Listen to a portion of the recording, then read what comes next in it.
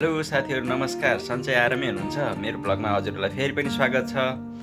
म चाहिँ आज हजुरहरूलाई चितवन छौराको जङ्गल सफारीहरूको बारेमा थोरै जानकारी दिन गइरहेको छु। हेरेर साथ सपोर्ट, कमेन्ट, लाइक, सब्सक्राइब पनि गरिदिनुहुन्छ भन्ने आशा लिएको छु। धन्यवाद। साथीहरू, म हजुरहरूलाई आज चितवन छौराको बारेमा मलाई थाहा भएको कुरा केही सेयर गर्न गइरहेको छु र मैले भोगेका कुराहरू। र म चाहिँ त्यहाँनिर चितवनको छौरानिर ओर्लेपछि त्यहाँ सफारी टेम्पोले मलाई आएर कहाँ जाने भनेर सोध्यो र छौरा जाने भन्दाखेरि उनीहरूले ल बस्नु म पुऱ्याइदिन्छु भने, र पुऱ्याइसकेपछि मैले अलरेडी होटल बुकिङ गरेको छ भन्दा पनि उनीहरूले चिनेको होटलमा लान खोज्ने रहेछ र यसमा अलिकति ध्यान दिनु होला। र त्यहाँ गएपछि त्यो होटल लगिदियो र त्यहाँ चाहिँ अनि त्यो प्याकेजै लिनुपर्छ भन्ने जस्तो एउटा हुने रहेछ, त्यस्तो वातावरण गराउँदो रहेछ, अलिकति ख्याल गर्नुहोला।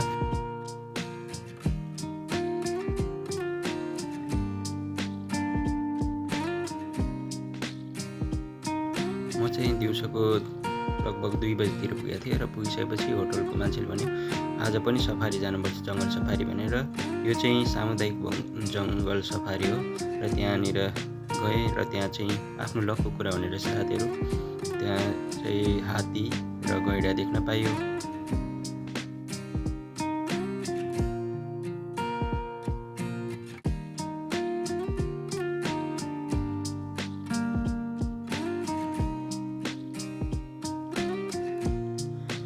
त्यही बेलुका हामी थारू कल्चरल डान्समा गयौँ र त्यहाँ पनि रमाइलो गऱ्यौँ। यो थारू कल्चरल डान्स चाहिँ राम्रो लागेको थियो।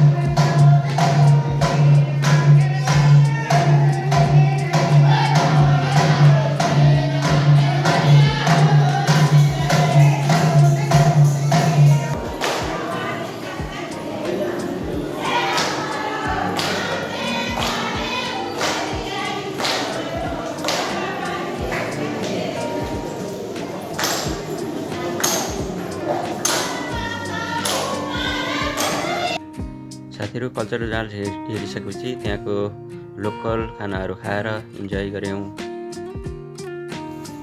भोलिपल्ट बिहानै उठेर 8 बजेबाट राष्ट्रिय निकुञ्ज जङ्गल सफारीमा गयो र त्यहाँभित्र क्रोकोडाइलको प्रजनन केन्द्र पनि रहेछ, त्यहाँ पनि अवलोकन गऱ्यौँ। त्यहाँबाट फर्केपछि लन्च गरिसकेपछि बेलुकातिर फेरि हामी चाहिँ हात्तीको प्रजनन केन्द्रमा गयौँ र त्यहाँ पनि अवलोकन गऱ्यौँ।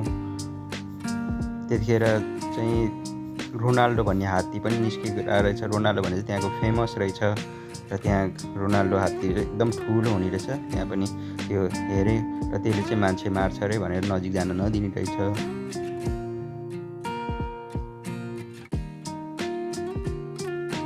साथीहरू, यो भिडियोहरू कस्तो लाग्यो हजुरहरूलाई कमेन्ट, लाइक, सेयर र सब्सक्राइब गरिदिनु होला र स्वस्थ व्यस्त कामसँग बस्नु होला। Thank you for watching. धन्यवाद।